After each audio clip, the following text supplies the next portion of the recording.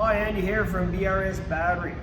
Two things before the winter, guys, is check your batteries, make sure they're fully charged before putting them away.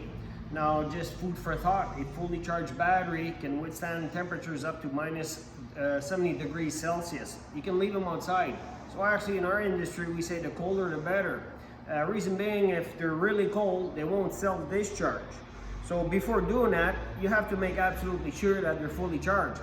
And the only way of doing that is with a battery hydrometer, which the links are going to be right below this video for you guys to order. Very cheap little tool and the best tool on the market to check your battery. So basically what you do, you just suck up some electrolyte into the chamber here and you look at the needle on the side. If the needle's right up in the blue area, anything above 1.265 means your batteries are fully charged. Now, the number one questions we get all the time is, well, how come it's so low? What do I do? You keep charging.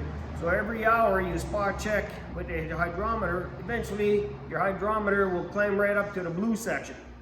Now, another test you can do in a very cheap and effective way to check the capacity of the battery is to do what we call a load test. This is a 100 amp load test. So what it's going to do is apply 100 amps to your battery. So after it's been fully charged and whatnot, hook up positive, negative, and you just click this button. Now in a 6-volt battery, in this case, will be half the meter, of course, and you just read where the needle is going to be. Don't make it hard for yourselves. If the needle drops like a rock, your battery's done.